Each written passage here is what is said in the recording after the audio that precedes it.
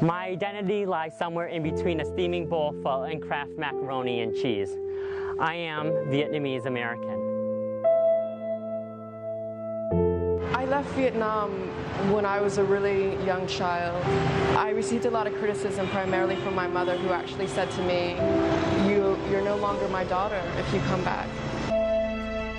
I lived in Vietnam for 8 years, and it's been one of the most rich and fulfilling experiences of my life to be here for so long and understand the country that my parents are from and understand who I am.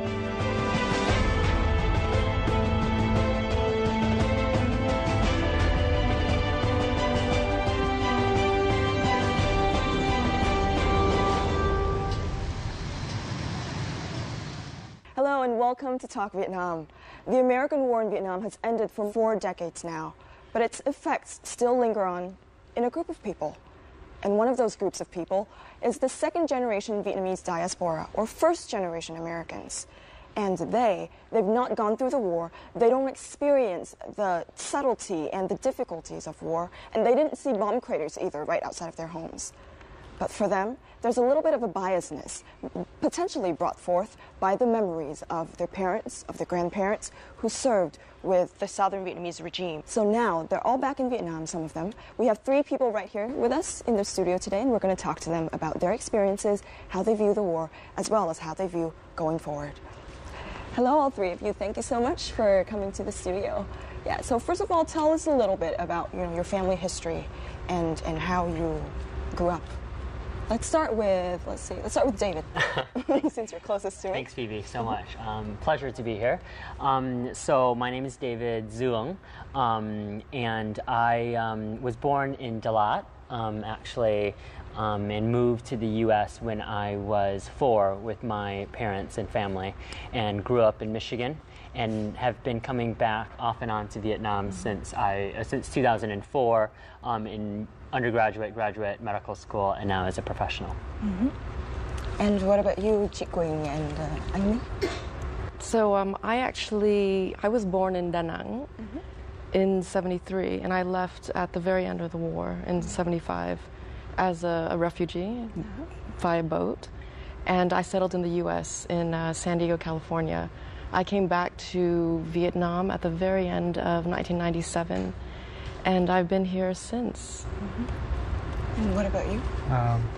So my name is Do Trong Anh Minh, but people I guess here know me as Anh Minh Do.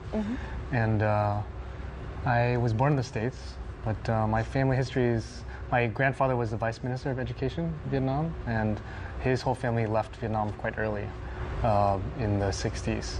And then, but my father left when he was 12, came in the States, so most of my life was in the States. I came to Vietnam the first time in '89, and then I started living here in 2007, and I've been here ever since. Yeah. So to all 3 of you, what did your parents do, and how did they view the war? To be honest, my mother doesn't really like to talk about the past, and it's quite difficult to get information from her, so it's a little bit all shrouded in mystery, to be honest. But as far as I know, she was actually just a housewife. And, the bombs are falling. We were from Da Nang, and she made her way south in '75, in fact. And she doesn't talk much. She's told me a little bit about my father, in fact, who actually did fly for South Vietnam. So my mom was still a student in Dalat, and my father was a captain in the Republic of South Vietnam's military, working on military strategy and working with the Americans. And after the war ended, my father decided to stay in Vietnam, and afterwards he realized that we needed to leave. Right. So as people growing up in the States when you were very young, how did impressions or how did the memories of your family, how did that shape the way or shape how you felt about Vietnam growing up? I think that for my parents, Vietnam was, always talked about in this very nostalgic, the taste of pho broth, the green of the rice paddies, the beautiful flowers of Dalat, the fog over Xuân Hương Lake, like very nostalgic memories. Yeah. What about you, Quynh? No, it's the same with my mother. So I don't know my father. We left with, it was just all the women, in fact. And my mother is also nostalgic about this nation, about, you know, the culture and many things about this wonderful country. But when I left the States to come back to Vietnam, my mother didn't understand that at all. She actually disowned me for a little while because, you know, she was wondering, why would you return to a country, you know, from which we fled and we all risked our lives? And for me, you know, I didn't have those memories. I was just a child when we left. Yeah. But then growing up in the States, having all these opportunities my mother afforded to me with education. And so for me as an adult to make a very conscious decision to return to this nation. And even now, after all these years, I've been back since '97, she still will not come to visit. Wow. My dad was along with all the other folks in Berkeley protesting the war and stuff, so he was very interested in peace. And then, you know, back in '89, my parents both came back because they wanted to do a lot of humanitarian work. And so I kind of developed a relationship with Vietnam very quickly. So I have seen like Vietnam change, and so coming back to the States, I always felt like that my picture of Vietnam was very different from the Vietnamese community that I was also growing up around. Yeah. And I think my parents also kind of tried to foster that in me.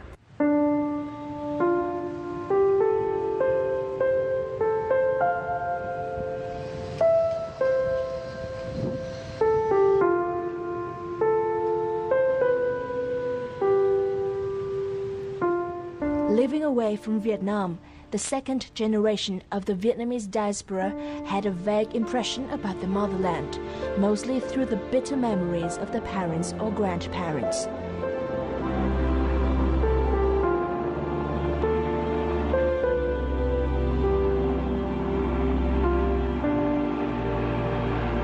These preconceived notions and bias at times distanced them from their roots.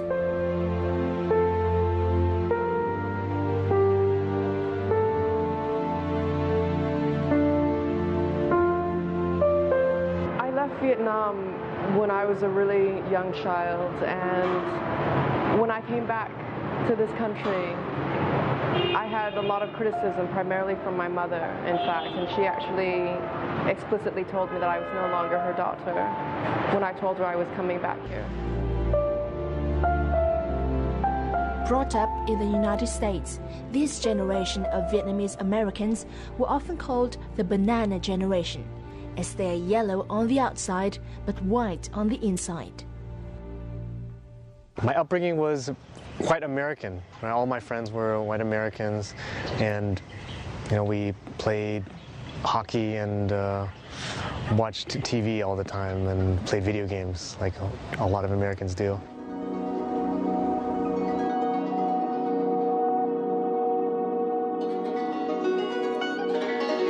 But deep down inside, the question of where they actually came from kept nagging at them, fostering a desire to come back and discover the real Vietnam.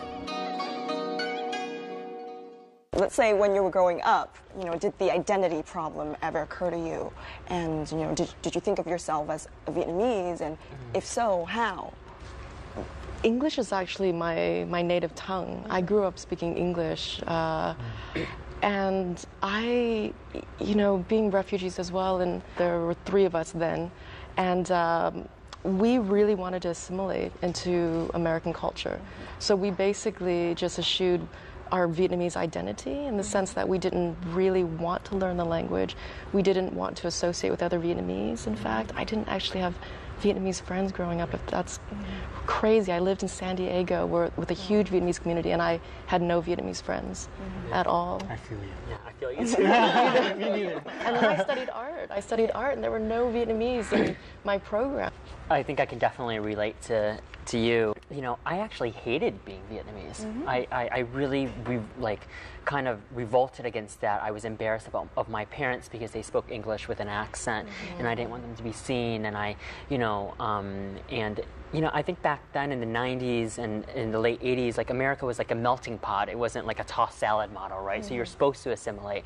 And we got American first names, and we spoke English, and we ate American food. And I really actually hated being Vietnamese because I was like one of the only Asian people in my school and like probably the only one that was not adopted, and kind of just like went along with that and let people figure that I was adopted, and let people figure that I had white parents, because I just wanted so bad to be normal amongst, you know, this Asian kid amongst all these American kids. Right. Yeah. And when did you feel like you wanted to embrace your Vietnamese identity? One more time. I don't think for the first time. For the first time, I think it was in college when I traveled the country by myself the summer after freshman year of college, and I backpacked north to south. That was really when I felt like, wow, I can somewhat talk to these people, I can identify with these people, and this was a beautiful country. And I just, questions started coming up about, well, why are things like this here? Why is this happening? Why is that happening? And that just kind of led me to ask more questions and then spend more time in Vietnam to get more answers, and it just kind of snowballed. I think for me, like when I first came here, I was like, I'm gonna come here and live for a year, and then go to Hong Kong or Singapore and experience the rest of Asia. Because Vietnam's just training, I already know it. But then I came here after a year, and I lived in the countryside in An Giang, and for a year, and I realized after a year I didn't know anything. And then after 3 years, I was like, okay, I don't want to know. I'll just let go, and things will just happen around me, and I can adapt to them. And then by that time, I was like, my network is here, and I can contribute more, so I might as well just stay. But you talk about contributing, so that's exactly why I'm still here, because I think maybe it's a bit of this American entrepreneur spirit we might have, but this idea of building and contributing, because especially for me, there aren't many galleries, actually contemporary art galleries, who work at this kind of level. And I really feel like I'm helping to build infrastructure here. I don't think I'd have that opportunity in the U.S. I think for me, the tipping point was definitely, I did that like solo backpack, not solo, but I did by myself with like friends, but not with my parents, backpacking trip. And then just all these questions came up and about the country. And then the first 2 summers I spent, I lived there for about 4 consecutive months in a commune health center in northern Vietnam in Phu Tho, and literally just got so ingrained in the life of the farmer. I felt like just connected with the land and with the place since 2004 till now. So many people have taught me so many things in Vietnam, and now I'm finally at the time and the point where I'm actually contributing. And I think that I wouldn't definitely not have this opportunity in the States. I don't know, it's a wonderful feeling.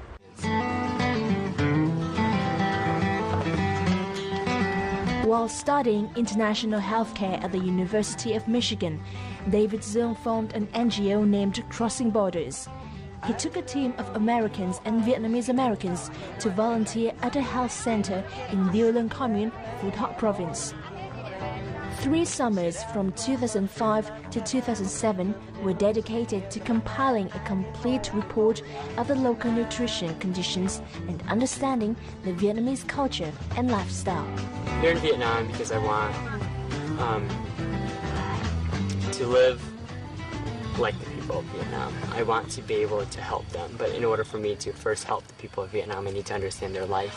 It's so easy for me to sit in the classroom and think that I know what they go through, and because I have seen it, or I've read it, or I've been told it, but to experience it is a totally different thing.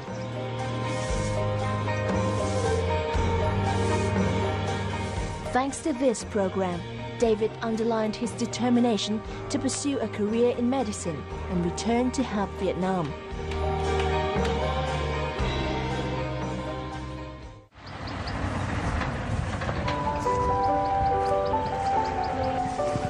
Today, David is heading to where it all started 10 years ago.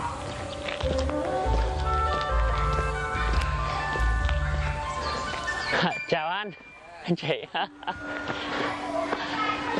Anh khỏe chứ? Dạ, anh khỏe, anh khỏe. Dạ, khỏe tốt thế hả? Dạ tốt ạ. Dạ tốt ạ. Gia đình của anh khỏe chứ? Hai chị Lý khỏe? Chung là cả gia đình cũng khỏe. Dạ. Được tốt, có rồi. Dạ. Công việc là tốt không nào? Dạ, công việc tốt ạ. Bây giờ cho em đang làm bác sĩ nội trú ở bên kia ạ. Liu Quốc-chi, head of the center, takes David around the new facility, which was partly rebuilt from the old center a year ago. Wow. Cái phần sảnh của trạm nó được trang bị theo cái mẫu mới. Here, the whole team used to take turns to assist the clinic staff to take care of the patients, including delivering babies. Đây là phòng này hồi xưa nó nằm đây đấy. Dạ, dạ. Đây cúm đến đây thì nằm đây. Dạ. Đây phòng đỡ đẻ đây. Đây cũng nhớ cái phòng này ạ. Thế thì từ năm đấy bây giờ các cháu lớn lắm. Trời ơi rồi, có 10 năm rồi ạ. She was the closest one to David for the whole period of 6 months here. He often calls him by his Vietnamese name, Long. Đợt đấy hưởng lợi thuyền của tôi thấy là rất hay, rất quý ở Long ở chỗ là như vậy là sống rất là tình cảm. Giao tiếp đối với người bệnh là như vậy, anh hỏi han cẩn thận lắm, chi tiết lắm. Thế sau đó thì như vậy là đến cái chăm sóc mà bà mẹ rồi thì chăm sóc trẻ là anh cũng rất quan tâm. Có một số việc nữa thì các em cũng tham gia là như vậy, chẳng hạn như là dạy cho các em học tiếng Anh, thế rồi thì đi thăm các gia đình thuộc hộ nghèo, thế rồi bố trí cho các cháu ở trường mầm non ăn bổ sung. Bà con thì mọi người đều rất quý mến, rất thân tình, coi như là con cháu trong gia đình của mình đấy. Nhìn lớn thế, cao gần 1 năm rồi. Chị, chào chị khỏe chứ? Khỏe thì Dạ, em khỏe ạ. Chị vẫn nhìn như thế thôi ạ. David is now like part of Chi's family. For 2 consecutive summers, he and his friends were taken care of at his house. Lê Thị Lý still remembers vividly the bond among her family members and the crossing border students, especially David. Long về đây thì có nhiều lúc Long vẫn còn bỡ ngỡ, nhưng xong Long lại rất chịu khó học hỏi, tìm nói mọi người để mình còn biết theo cái phong tục của Việt Nam mình, kể cả như là việc đi chợ này, hay là nhặt rau hay nấu cơm, hay là những việc giặt quần áo. Đấy, những việc đấy là Long đều tự hỏi để biết, để làm những việc rất là nhỏ trong những cái việc hàng ngày. Các bạn trước khi ra về, bạn nào cũng khóc lóc cùng với gia đình, chỉ muốn là ở lại, không muốn về bên Mỹ nữa. Chị ơi, hấp dẫn quá. Nếm miếng đi. Ngon lắm. Được rồi chị ơi.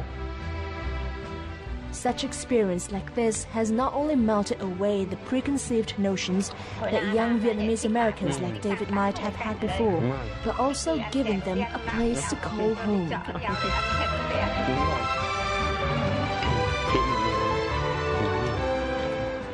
So David, we've seen you go back to Phu Tho, to Điêu Lương commune, and you've worked there, and it was very difficult for you to adjust initially. When I went there it was. So, getting into the life of the village, and that was really difficult initially because you just didn't know what to do. Like I didn't have any skills in rice farming. I didn't have any skills in how to start a fire with hay and how to cook and how to, do any of that stuff, or how to get water from the well and then wash your clothes with it, or take bucket showers, or sleep on hard planks of wood with, electricity that would be running out every 2 hours, and it would be so hot. And it was really, I think, just physically and emotionally, it was just really hard, and I missed home, but after you kind of surpass all that, or at least for me and the friends that I was with, you really get to see this pace of life and the people there, and we ended up connecting to the villagers there, and it was quite wonderful. And that's what drove me to do it again the following summer. The following summer. Yeah. And was that one of the experiences that shaped your desire to want to do medicine? Yes, definitely. During my summers in Vietnam, I really saw medicine and health as a way to connect with people and to get to know people. For me, without knowing very well the Vietnamese language, but using medicine and using health was a way for me to connect. Yes. And that has taken me to other parts of the world as well. But yes, it was one of the contributing factors to why I chose a career in medicine. I see. That's really great. I mean, so what were some of your experiences teaching in An Giang, in the Mekong Delta? Well, I was there for 3.5 years, and I taught maybe about 300, 400 students over that period. And I saw them grow so much. And it was funny because, I guess my story in Vietnam is a lot about tech. And I taught a lot of students how to use email and Facebook for the first time. And at that time, Vietnam was like 4 million people on the internet. Now it's like 42 million. And so it was really cool to see that change. People getting to know how to use PowerPoint, presenting in English. So one of the best things I ever did with several grades of students was I sent them out to the countryside to do interviews. They would bring their phones and do little videos and come back to the school and do presentations. And you know, there's so many cool presentations. And one of them, they went out to like present about this huge garbage dump where people were living in the garbage dump. Wow. And it was just so touching. Like these kids, you know, they're 18, 19, and they really understood, you know, where Vietnam was headed and what problems that needed to be solved. That left a really good impression on me. You know. What about you? Chị Quynh, how about your first days in Vietnam? My first days were rough, actually, because this is end of '97. I had this problem because I didn't speak Vietnamese at all, and people had certain assumptions, and you know, they judged me often, and it was quite difficult, in fact. I see. And how did it get easier for you, or did it get easier for you? You know, Vietnam, the culture, people were just much more open as the years went on. You know, there's more access to information, more foreigners were coming in, more new businesses were open. I mean, that's what happened. Vietnam was developing. Quynh passion for art awakened in her early teens when she visited museums in San Diego where her family had settled. She knew right away that she wanted to pursue art history. Mastering art criticism at the University of California, San Diego, Quynh then found a good job at the Museum of Contemporary Art there. In 1997, Quynh sold her car to buy an airline ticket, and she returned to Vietnam for the first time. She never knew that the decision would change her life forever. Quynh sang Việt Nam đó là Quynh rất là khó khăn. Quynh đi dạy Anh văn để kiếm tiền đó mà. Thì lúc đó Quynh phải chuyển chỗ ở, thì chúng tôi đến chuyển chỗ ở thì Quynh chỉ cái quần áo mọi thứ chỉ được trong bịch ni lông thôi. Thì tôi với vợ Hoàng Tường với lại vợ của họa sĩ Nguyễn Thanh Bình đó, làm cái hùng tiền lại để mua những vật dụng cho Quynh, chẳng hạn như nồi chén bát, rồi Quynh mới mơ ước là Quynh sẽ muốn làm một cái gallery. Thì chính tôi là người chở Quynh đi kiếm địa điểm khắp nơi. Despite various difficulties, including her mother's objections, Quynh resiliently built her gallery from the ground up. Gallery Quynh opened in 2003, and it's now recognized internationally as one of the best contemporary art galleries in Vietnam. Quynh also got married and nurtured a small family in Ho Chi Minh City.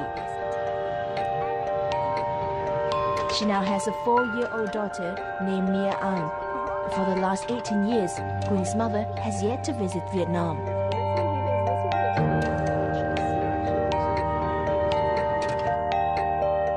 It's difficult for her mother in a way to understand just how life is here. I mean, obviously we tell her and we encourage her to come, but maybe there's just too many memories that she can't really get past that. We always hope that she'll change her mind and come back. Now that we have Nia, maybe that's more reason for her to come. And Quynh determination is clear. As long as I continue to feel like I'm contributing to the development of this nation, to my own personal growth as well, I enjoy the challenges that I face, and I want to continue to stay here. So what happened during the years that you and your mother weren't talking? I would say it's a year. It was like a year. But it felt like a long time. I mean, she's my mother. And when she actually told me that I'm no longer her daughter, of course, that's like, it's knife going and knife going. Yeah. That 1 year, I mean, we were still in touch. I mean, I would write at least. And a year later, no, I did go back a year later because my sister had cancer. So I went back there to take care of her and her son. And then that's when my mother and I kind of mended fences, and it's another tragedy bringing us together. Not that I would say coming back here is a tragedy, but to her it's, yeah. So you talked about, you know, your ability to contribute in Vietnam and the potential, you know, the vast potential of things that you can add to it, that you can help. And so you also talked about how that influences your decision to stay.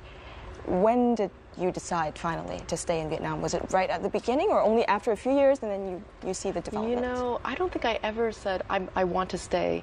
I just take it like day to day, week to week, and it just feels right. I'm still learning a lot about this country through the eyes of the artists that I work with, who are these observers of, you know, the changing society, and so I'm learning every day too. So this is really my home, but I don't think there was anything that just made me say, okay, you know, I opened a physical gallery. This is really, I have to stay in Vietnam. It wasn't like that, actually.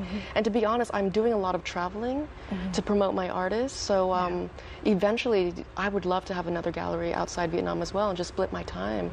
But Vietnam is still, I would say, it's always going to be my base and my home. And I have a daughter who was born here, and she speaks perfect Vietnamese. You know, she's 4 years old, and this is really, I'm probably going to grow old and die here, and I'm fine with that. David Duong, Quynh Pham, and Anh Minh Do are three among many young overseas Vietnamese across the world who have decided to come back to work and live in their cultural homeland. These people have returned hoping to gain a deeper insight into Vietnam and offer a fresh perspective on the country's development.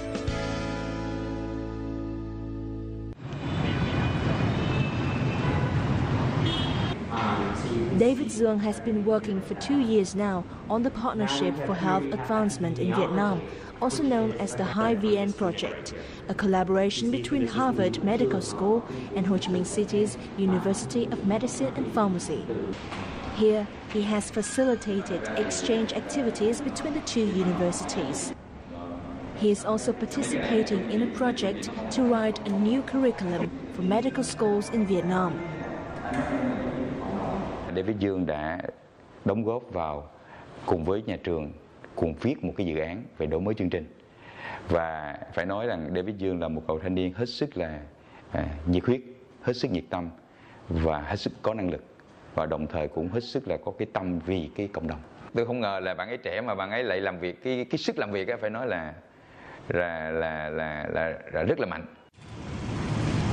As for Quynh Pham, she has contributed to globalizing Vietnam's art scene. Many works from well-known international artists have hung from the walls of her art gallery as a result of her tireless efforts over the last 10 years.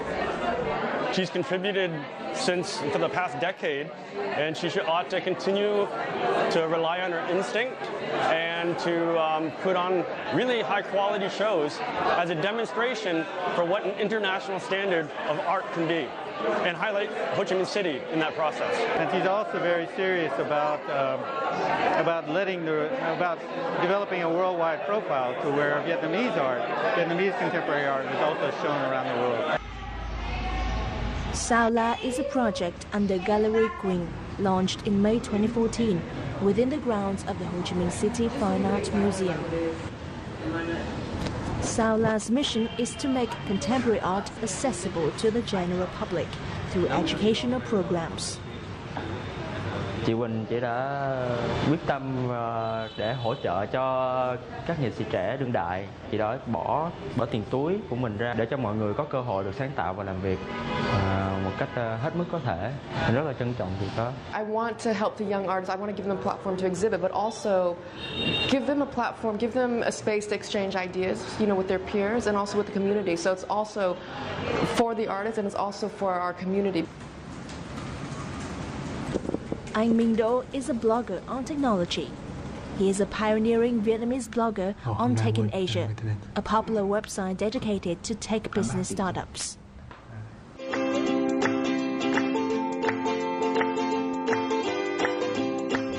Through his enthusiasm and passion, he also connects people through Bar Camp Saigon, an annual forum where those who love technology can discuss everything related to technology.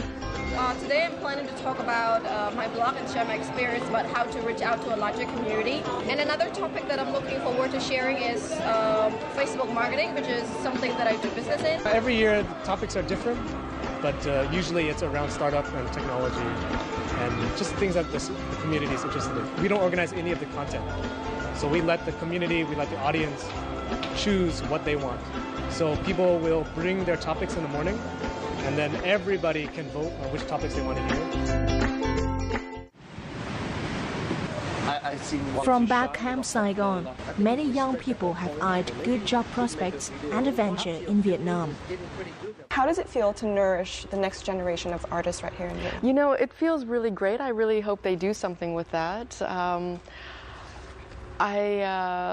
I hope we've given them the tools and that they also have to continue that drive to move forward and stay engaged and not fall into this kind of trap of commercialism. I feel that some artists who have a lot of integrity and they see a long-term future. What's the most important thing, I guess, you would say that connects you to Vietnam?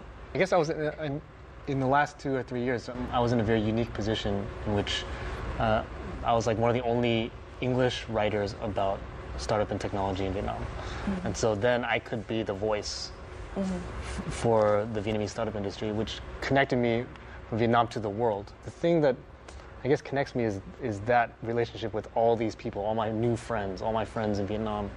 And that, it's cool because I think in the last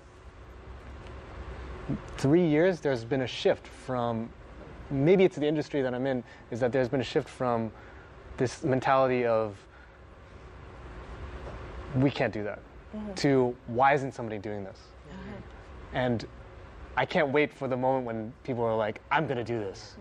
Because why isn't somebody doing this is not enough. Right? So. Exactly. So one of the very, very big things about coming back to Vietnam is having good job prospects, right? And so how do you think that, what do you think Vietnam can offer in terms of job opportunities to the people who weren't born here, to Vietnamese people who weren't born here, or who didn't grow up in this country? I would say that this is an entrepreneurial country, and if you don't come in with an entrepreneurial mindset, then it's hard to find those cushy jobs in which you're going to be paid, whatever, a Western American salary, and then just fall into it and be comfortable. Yes. Unless you like embrace it and see that, expect the challenges and things like that, I wouldn't, recommend it. Yeah. So I think if you have some great ideas and you have a strong will as well, and you've got that passion, you can really make it. Yeah. Right. It's a challenging place to be, but it's great for entrepreneurs because, I was in Hong Kong for Art Basel, and I was just realizing it was like, wow, Hong Kong is so expensive, people can't just pick up and leave and go there.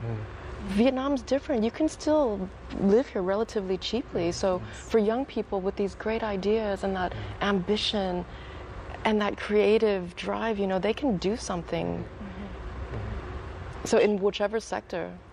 Yeah. I think for me, in my sector of development and health, Vietnam in the 90s and the 2000s had a lot of NGOs, and it was quite easy to come and get an internship and then stay and then work in that sector and then get a very cushy job, American salary, American package, and that's not the case anymore. For people who have a medicine or a public health background, coming here and having some experience in the States, whether as a physician or as a public health practitioner, and then coming here and carving a niche in their area and specialty, and actually even practicing medicine in Vietnam, there's a big need here. I mean, this country needs doctors, and it needs quality doctors, and it needs doctors who are willing to come here and practice really high quality medicine, but also train the doctors who are coming out of the universities here.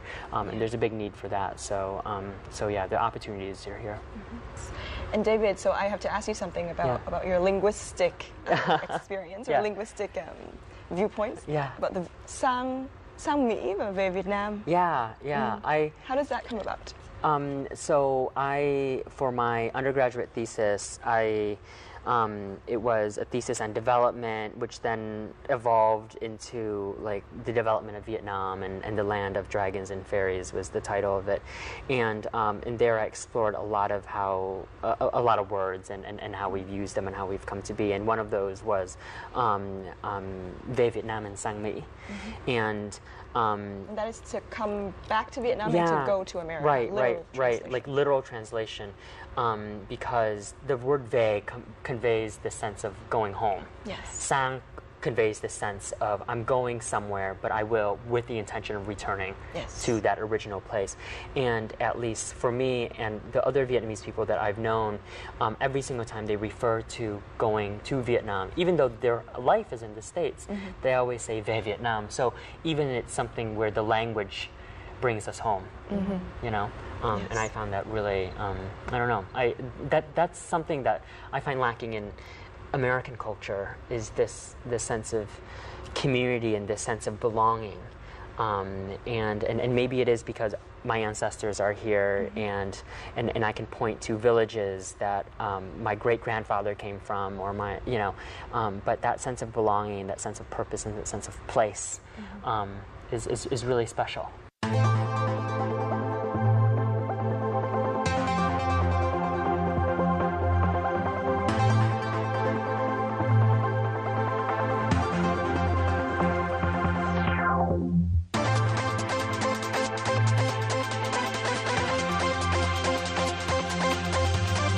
I lived in Vietnam for 8 years, and in that time, I've only been back about 6 times, each time less than a month.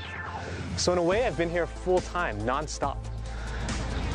And that experience has left me a deep impression of what it is to be Vietnamese, what it is Vietnam, who I am. So if you're a Vietnamese American or Vietnamese abroad, you're first generation, third generation, second generation, I think you should come here and live and learn about what Vietnam is, learn how it's changing, what its potential is, and give back and learn to build along with Vietnam.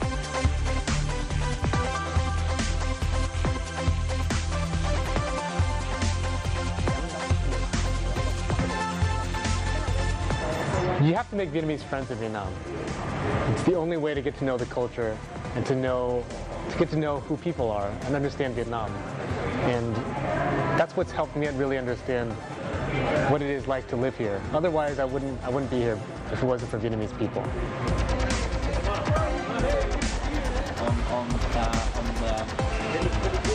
Yeah.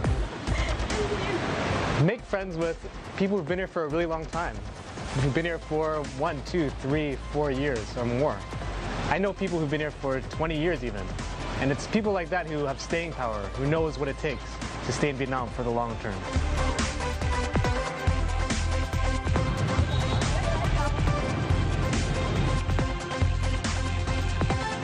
See the best parts of Vietnam, but also be realistic.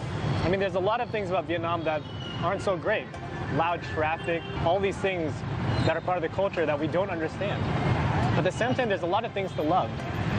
Eat food on the street, ride a motorbike, get to know the people. There's a lot of things that you can see that are underneath the surface, under the skin, that you wouldn't see at first.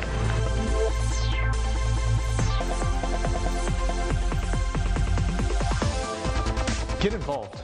There's so many programs, organizations, and projects happening in Vietnam. And when you start to see what other people are doing, you start to see what the potentials are for Vietnam. So I think if you want to get to know what's happening, get involved.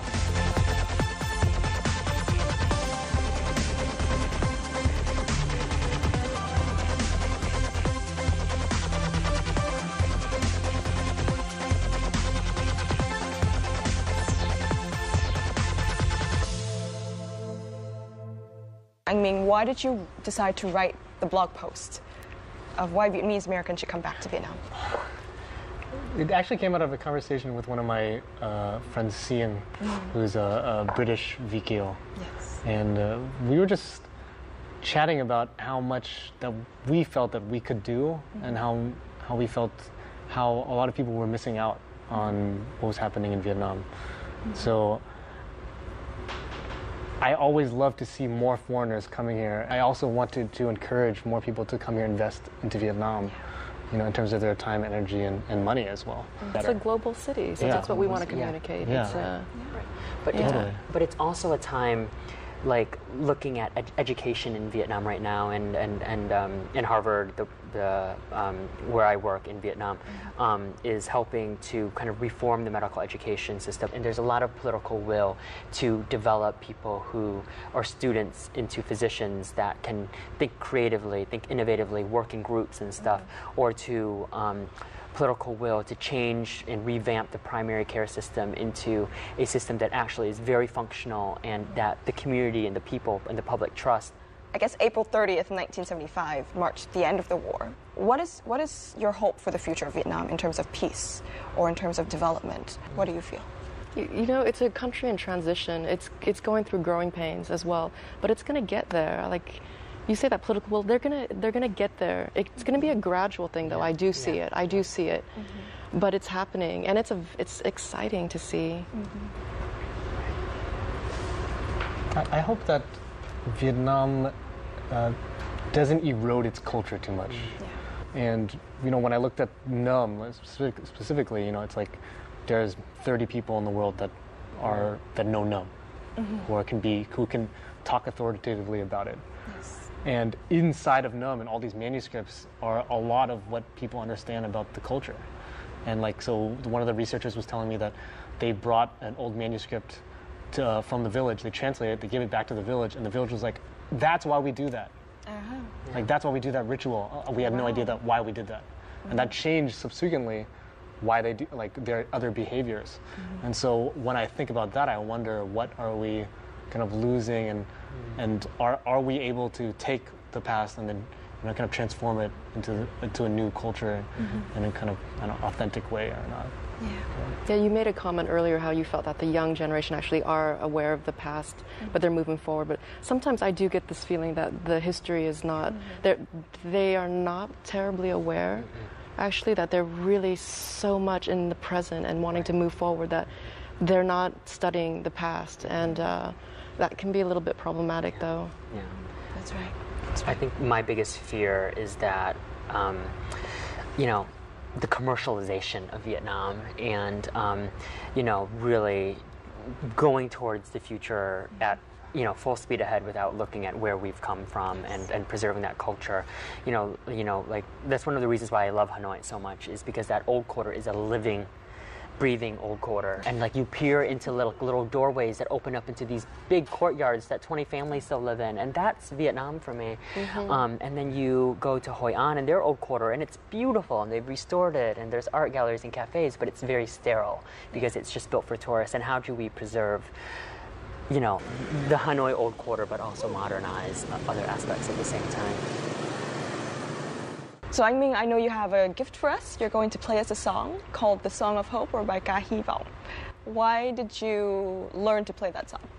So, you know, I improvise violin a lot, blues and rock and roll. So, you know, having a song about hope is nice, and hope for the future. So, yeah, me and my friend Hugh are going to play, and we're going to have our own interpretation of the song. So, we're so excited to hear it.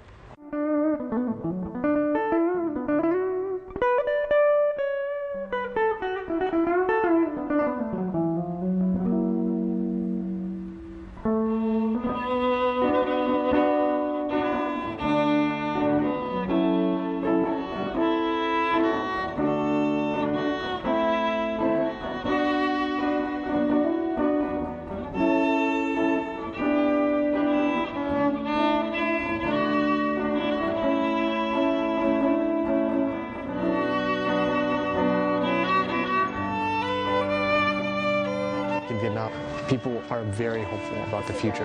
They're very strong, and there's a sense of happiness that still resonates in the country.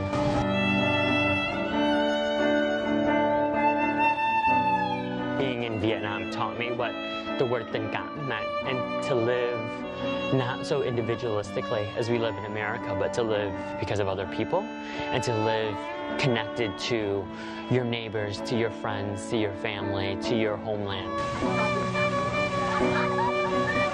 Everything about this country felt right for me at the time. As long as I continue to feel like I'm contributing to the development of this nation, to my own personal growth as well, I enjoy the challenges that I face, and I want to continue to stay here.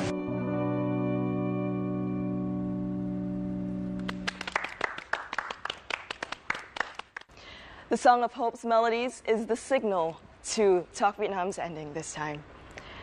Talk Vietnam is a show that where we hope to inspire everybody to have a deeper connection with Vietnam through the stories of individuals we feature on our show. And through the 3 stories today, we hope that you feel a deeper connection with Vietnam.